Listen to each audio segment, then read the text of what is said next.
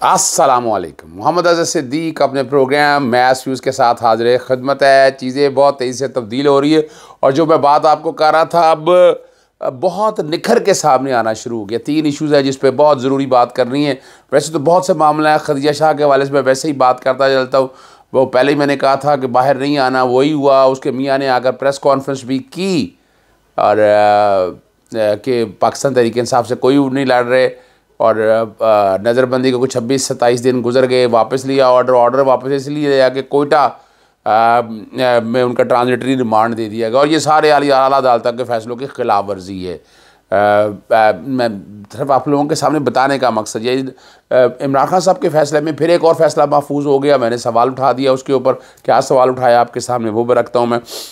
Bench fixing के हवाले से, जो बेंच केस फिक्स करने के कॉन्टेक्स्ट में जो है वो तजादात खुल के सामने आ गया। जो बातें मैंने कही थी हम ख्याल बेंच के हवाले से, वो बात अब बड़ी वबांगे दौर जो आग लगी थी या जो मामला छेड़ा गया था अब वो गले को आड़ पड़ा है। उसमें क्या बात होगी वो मैं बात कर देता हूँ। बिलावल भुट्टो साहब ने, जुल्फ़िकार अली भुट्टो साहब का जो ट्रायल है वो ओपन कोर्ट में जहाँ चलाना है वो लाइव कवरेज का उन्होंने कह दिया है। और फिर अगली जो बात है नवाज शरीफ की नाअहली, ताहयात नाअहली, अब पता नहीं ये कौन सा इख्तियार इस्तेमाल किया हमारी सुप्रीम कोर्ट ने, अब मेरी समझ से बाहर है। चले बहरहाल इस्तेमाल कर लिया है, अब आपके सामने है क्या इस्तेमाल किया वो ज़रा समझने वाली बात है। चीफ जस्टिस काजी फाइज जो बातें कहा करते थे यहाँ लंदन में, मरीम नवाज़ जो कहा करती थी, उस हमारी अदालतें अब उसी डगर पे शायद चल रही हैं। मैं जो बातें उन्होंने की हैं मैं नहीं, वो शायद या फिर उनको इल्हाम हो गया था उस वक्त कि इस दौर में क्या कुछ होगा और वो चीज़ें अब सारी सामने हो चुकी हैं। सबसे पहले बात जो मैं करूँगा वो बुनियादी तौर के ऊपर ताहियात नाअहली पे पहले बात करते हैं। नहीं पहले चले ज़रा वो chief justice justice Ejazul Ehsan का जो ख़त है ना वो आपके सामने रख देते हैं। ये मिनट्स ऑफ द मीटिंग थे, जो 7वीं मिनट्स ऑफ द मीटिंग है, जो कमेटी है जो बेंच फिक्सिंग के कॉन्टेक्स्ट में है। 11 दिसंबर का जस्टिस एजाजुल एहसन ने ख़त लिखा है। सेक्रेटरी ने जो रजिस्ट्रार सुप्रीम कोर्ट होगा उसमें मिलिट्री कोर्ट्स के हवाले से, यानी 2-3 चीज़ें बड़ी वाज़ेह आ गई। मिलिट्री कोर्ट्स में जो बेंचेस बनाने का इख्तियार है वो सवाल उठा दिया। जो कह रहे थे ना यूनानिमस और हम ख्याल, बहुत खूबसूरत बात कही उन्होंने, बाकी छोड़ दें इशू है क्या नहीं है। 7 मेंबर बेंच बनाने का हुआ था और लिखा यही है कि सीनियरिटी के हवाले से पिक एंड चूज़ का इंप्रेशन ख़त्म हो, जो लफ्ज़ देखा जा रहा था पिक एंड चूज़ का वो ख़त्म हो, सीनियरिटी के हवाले से। यही बात पहले भी कहते रहे सीनियरिटी के हवाले से, तो ये बॉम्बशेल कह दें आप, कुछ भी आप कह दें, अब तो बात बड़ी खुल के सामने आ गई और हमारी अदालतों को अब इससे निकलना है। उनके साथ तक निकलती है ये देखने की बात है। लेकिन बड़ा अच्छा मौका था, बड़ी बातें ट्रांसपेरेंसी की। जैसे काजी फैसल ने क्या क्या बुलंदो बांग दावे किए थे वो 2-3 महीने के जब से आप आए हैं उससे अब तक आप देख सकते हैं कि हालात किस सिमत और किस डगर चल रहे हैं। कहा अगर कोई इनकार करेगा ये सारी बातों का उन्होंने फिर वो जिक्र किया। इसी तरह बाकी केसेस जो हैं वो सीरियल नंबर उन्होंने जिक्र किया है 3 से लेकर 7 तक, ये भी सीनियरिटी के मुताबिक उन्होंने फिक्स करने को कहा था। और उन्होंने फिर आगे जिक्र किया है कि वो इंतज़ार किया फ्राइडे वाले दिन, बल्कि टाइमिंग तक का जिक्र किया है कि 4 बजे जब मीटिंग हुई थी। फिर तीसरे पैरे में लिखा है कि जनाब चौथे पैरे में कि वो वेट किया, इंतज़ार किया कि उन तक बेंचेस की तश्कील के हवाले से बताया जाएगा। फ़ोन कॉल किए गए, उन्होंने कहा कि फ़ाइल आप तक चीज़ तक भिजवा दी गई है और आखिरी कॉल 8:30 बजे तक किया जाए। ठीक है जी। और आपको बताया गया कि आप दफ्तर जा चुके हैं, रजिस्ट्रार साहब को या सेक्रेटरी को कह दें। वो बता रहे हैं कि 4th meeting minutes of the meeting जो है ना, 4वीं मीटिंग के, 5वीं मीटिंग के, फ्राइडे और सैटरडे, और ये भिजवाई नहीं गए और ना देखे ना दस्तखत किए। ये कमाल की बात है, ये जारी कैसे कर दिए गए? अब जवाब तो सवाल तो होगा किस लिए लीक किए। अब अज़हर सिद्दीक के एक ट्वीट जाने में मुसीबत पड़ी हुई थी, ज़रा ये जवाब देना पड़ेगा अब क्या हुआ है कि यहाँ। और सेक्शन का जिक्र किया है और बात बड़ी वाज़ेह आ गई, शफाफियत का भांडा फूट गया। जो जस्टिस काजी फाइसा के फ्रंट में आकर बातें करते थे, अब हमारे दोस्त हसनात क्या जवाब देगा। क्यूम सिद्दीकी तो पहले तरह, और मैं तारीफ़ करूँगा यहाँ सदर तूर की, उसने ये सारी चीज़ें वक्त से पहले बता दी थी और उसने बता दिया था कि क्या हालात और वाक़यात हो रही है। बड़ा मुश्किल वक्त आन पहुँचा है, अब देखना है कि क्या होगा। और वहीं पर अच्छा एक चीज़ और जिक्र करता चलो, यहाँ मुशा अभी मेरे सामने आ गया, दर्ज मुकदमा की तफसीलात के लिए दरख्वास्त थी जी, FIA और वगैरह रिपोर्टें जमा करा दी हैं। एंटी करप्शन में 1 और नैब में 2 मुकदमा दर्ज हैं। ये सीधी सी बात की गई है। हफ्ते तक मुलतवी के पहले हफ्ते तक मुलतवी कर दिए और जवाब दाखिल करने का कहा गया है। लेकिन मैं जिस इशू पे अब बात करनी है वो बड़ी अहम है। तो जुल्फ़िकार अली भुट्टो साहब का अदालती कत्ल है, कोई गद्दार कहते रहे, इस मुल्क से निकल ना सके।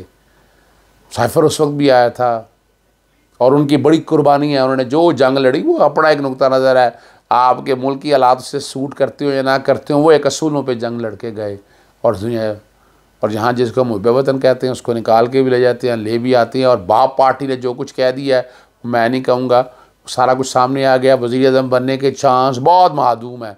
नवाज शरीफ, मैं फिर बताता हूँ, वज़ीर-ए-आज़म नहीं बन रहे। अभी तो एक सीरियत सादा सीरत लेके दिखाया ना, उसके बाद की बातें हैं।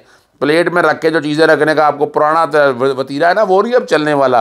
अब ग्राउंड में निकलना पड़ना है, ग्राउंड में लेकर आप जवाब देंगे क्या होना है। अब जुल्फ़िकार अली भुट्टो साहब, बिलावल भुट्टो ने जो दरख्वास्त दी है अपने नाना शहीद को बराह रास्त नशर करने के लिए, जो रुजू किया है, फ़ारूक नायक की तरफ दरख्वास्त दायर की है और 12 दिसंबर को कहा गया समाअत के लिए मुकर्रर है। एक कत्ल की साजिश के इल्ज़ाम में सज़ाए मौत सुनाई गई, फांसी दी गई, लेकिन भुट्टो का नज़रिया आज भी ज़िंदा है। सदर ज़रदारी ने रेफरेंस दायर किया कि बेटे और भुट्टो शहीद के नवासे हैं। वो जुल्फ़िकार अली भुट्टो कायदे अवाम थे और अवाम उस रेफरेंस को बराह रास्त देखने में दिलचस्पी रखती है। जस्टिस काजी फाइसा साहब आए, अब जो बातें कही थी वो सिर्फ अपने लोग कुछ कहते हैं तस्कीन, रूह तस्कीन के लिए, हालांकि ज़रूरत नहीं थी। हम तो उसूल के ख़िलाफ़ करते थे, हम तो अब ख्याल बेंचेस का भी कहते थे, हम तो लार्जर कोर्ट बनाने का भी कहते थे, लार्जर बेंच। ये वो सारी बातें अब फेस करें, अब बनाएं हर केस के अंदर लार्जर बेंच और दें कवरेज। सारी जो बातें हो रही थी, अब सवालों का जवाब आपने देना है जनाब जस्टिस काजी फाइसा साहब, हमने नहीं सर देना, ये जवाब आपने देने हैं। अब यहाँ सवाल आप तक आएंगे और जवाब फिर आप ही को देने हैं, हमें कुछ नहीं देना इस बारे में, हमें कोई हमारे ज़िम्मे कोई। लेकिन हम तो बात उस वक्त भी करते रहे कि जो कुछ हो रहा है ये गलत हो रहा है, ये नहीं होना चाहिए, जो हमारा काम था।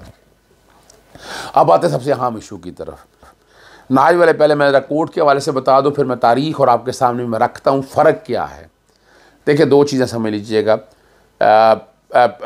यहाँ एक मैंने सवाल उठाया, मैंने ट्वीट किया है, उम्मीद है मेरी वो टीम ट्वीट बैक पर ज़रूर चलाएगी, जिसमें मैंने सवाल उठाया है कि आइन के आर्टिकल 48 के तहत, 48 आर्टिकल बड़ा अहम है, सदर को इख्तियार है इलेक्शन की तारीख देने का। इलेक्शन एक्ट में तरमीम कर देगी 57, ये सुप्रीम कोर्ट के सामने भी आया, ये तजाद तो नज़र नहीं आया। जैसे अतर मिलन साहब ने बताया तो सुप्रीम कोर्ट जवाब, जैसे काजी फाइसा ये जवाब दे रहा है इस हवाले से, भई आप यानी ये और ये तजाद जेल में आ गया, ताहियात नायली वाला तजाद जेल में आ गया, तो फिर ये खुला तजाद नहीं है तो क्या है।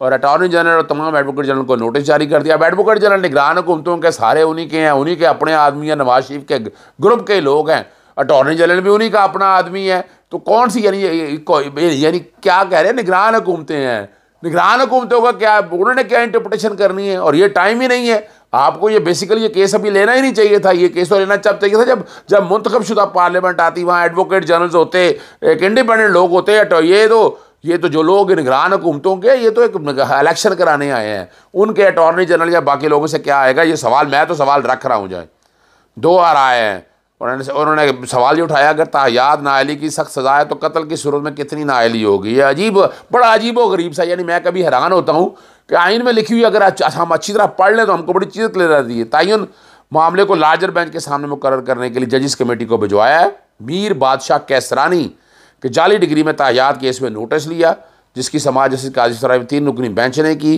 दरख्वास्त ने कहा कि झूठे बयानी फिर कागजात जमा कराने वाले को ताहियात नायल होना ही चाहिए। सुप्रीम कोर्ट ने आर्टिकल 62(1)(f) की तशरीह पर पनामा केस में फैसला दे दिया था, जिस पर चीफ जस्टिस ने कहा कि ये सुप्रीम कोर्ट की ताहियात नायली का 2 बार आया है। ताहियात नायली और आर्टिकल 62(1)(f) से मुताल्लिक कोई नया कानून भी आ जाए। बड़ी हैरानकुन बात है, मैं अब जरा क्लियर करूँगा बाद में, अभी बात नहीं करना मैंने। ताहियात नायली सुप्रीम कोर्ट का फैसला और इलेक्शन एक्ट दोनों एक साथ नहीं चल सकते। इलेक्शन एक्ट में तरमीम और सुप्रीम कोर्ट के फैसले में से किसी एक को बरकरार रखना होगा। रिमार्क्स उन्होंने दिए, संगीर गद्दारी जैसे जुर्म पर नाअहली 5 साल है तो नमाज बड़ा, ये मजाक नहीं उड़ाया। वैसे मैं बड़ा कुरानी आयात का इस्तेमाल करते थे, मैं ये समझता हूँ ये मजाक उड़ाया गया है, इसकी इजाज़त नहीं होनी चाहिए। वो कह रहे हैं कि नमाज ना पढ़ने वाले या झूठ बोलने वालों को तायात नाअहली क्यों, तकलीफ हो रही है। सोसाइटल वैल्यूज़ है पूरी दुनिया के अंदर, 62(1)(f) का पता ही नहीं है, ओरिजिन ही पता नहीं है कि मेन वजह क्या है। Supreme court practice and procedure कानून बनने के बाद इस आईनी तशरीह पर कम से कम 5 जजेस का बेंच बनना चाहिए, और ये बात उन्होंने कह दी है। जनवरी के 2024 में होगी 3 रुकनी कमेटी के। अब ये जनवरी 2024 में क्यों रखी है, समझ रहे हैं। जस्टिस काजी फाइसा साहब है नहीं ना, छुट्टियों पे गए हैं ना, तो खुद अपने दौर के अंदर नहीं लगानी, लगाए ना आजकल क्या है, यानी फिक्स करें या छुट्टियां ख़त्म करें या लगाएं इस बात को सामने। ये उस वक्त ही क्यों लगानी है, उसी वक्त क्यों फिक्स करें जब खुद मौजूद हो। तो फिर वो बात तो आता है ना, पिक एंड चूज़ का सवाल जो पैदा जस्टिस एजाजुल एहसन ने उठाया, तो फिर तो सामने आ गई बात। और ये साथ उन्होंने कहा कि मौजूदा केस को इंतखाब में ताख़ीर के आला कार के तौर पर इस्तेमाल नहीं किया जाएगा। मौजूदा केस का नोटिस 2 अंग्रेज़ी अखबार में शाया किया जाए। सुप्रीम कोर्ट की जानिब से नोटिस मीर बादशाह कैसरानी की तायाद नाअहली केस में लिया गया। इलेक्शन कमीशन को भी इरसाल करने का हुक्म दिया है। अब ये बात सारी मैं आपके सामने, ये अब तारीखी तौर पर 62 बैकग्राउंड पे चल रहा है, 62(1)(f) सेपरेट जाएगा, आप चलेगा। सगेशियस, राइटस एंड नॉन प्रोफिलिगेट है, और लफ्ज़ इस्तेमाल हुआ कोर्ट अदालत के कॉन्टेक्स्ट में, और सेक्शन 232 वो बैकग्राउंड पे चल रहा है। अब यहाँ क्लियर कर दें बात आपको, ज़रा समझ नहीं है। हमारे आईने पाकिस्तान आर्टिकल 62 और 63 अलग-अलग, पूरा 62 क्वालिफिकेशन, आर्टिकल 63 डिसक्वालिफिकेशन। तो 232 जो है इलेक्शन एक्ट के तहत नाअहली की बात करता है। मैं फिर बताता चलूँ, नाअहली की बात, डिसक्वालिफिकेशन तय करनी होती है कानून ने कैसे है, यानी दोहरी शहरियत है, तौहीन अदालत में सज़ा है, आप टैक्स डिफ़ॉल्टर हैं, आप लोन डिफ़ॉल्टर हैं, लिखी हुई हैं सारी की सारी, और मुद्दत का तयन है। इलेक्शन एक्ट में जितनी तयन, मुद्दत का तयन तो ऑलरेडी है। ये कौन सी मुद्दत की तयन की बात कर रहे हैं, ये कौन से मुद्दत की तयन की बात, जो सेक्शन 57 है वो नाअहली की हद तक आएगा। अहलियत पे इसका इतलाक़ कोई नहीं होना है, मैं बताता चलूँ, बिल्कुल अहलियत पे इतलाक़ नहीं होना, नाअहलियत पे इतलाक़ होना है। तो नाअहली तो पहले जहाँ लिखी हुई है सारी, उसमें 5 साल से रखे या ना फ़र्क, ये है अहलियत। और सादक और अमीन क्या है, ये सोसाइटल वैल्यूज़ है, पूरी दुनिया में इसको माना जाता है। यहाँ मजाक उड़ाने की बातें होती थी। खुदारा आका दो जहाँ हज़ूर नबी करीम सल्लल्लाहु अलैहि वसल्लम की ज़ात के अलावा कोई नहीं है सादक और अमीन, में कोई शक नहीं है। लेकिन क्या सच्चा नहीं होना चाहिए, एक आदमी को अमीन नहीं होना चाहिए, अमानतदार नहीं होना चाहिए, इसमें क्या ऐसी 2 राय हैं, क्यों कन्फ्यूजन के पैदा की जा रही है इसके अंदर। और अहलियत में जब आप अमानत में ख़यानत करते हैं तो एक झूठा आदमी कल सच्चा, बार बार एक बार झूठ बोलो फिर सच बोलो, झूठ इसीलिए तो रखा है ये, यही तो पैरामीटर हैं, यही तो एक इमाम बनने के, खलीफा बनने के पैरामीटर हैं। इस पर सख्ती से अमल बनता है। इंशाल्लाह मैं भी पेश हूँगा जब ये मामला लगेगा, और उसमें बात इन्हीं पॉइंट्स के ऊपर होगी, यही डिस्टिंग्विश करेंगे। इसीलिए इस चीज़ को सामने रखते मैं नहीं समझता कि ये नाअहलियत वाला मामला है, ये अहलियत का इशू है। आपकी अहलियत ही नहीं है, अहलियत आपको इस काबिल करें आप, वो जो देखें ना, ये सिविल कॉन्सिक्वेंस है इसके, ये सिविल फौजदारी नहीं है। फौजदारी भी तो कत्ल के मुजरम को दहशतगर्दी में सजाए वो तो फौजदारी जुर्म है, ये फौजदारी जुर्म नहीं है। मैं फिर बताता चलूँ आपको, इसीलिए इसको अलहदा रखा गया है।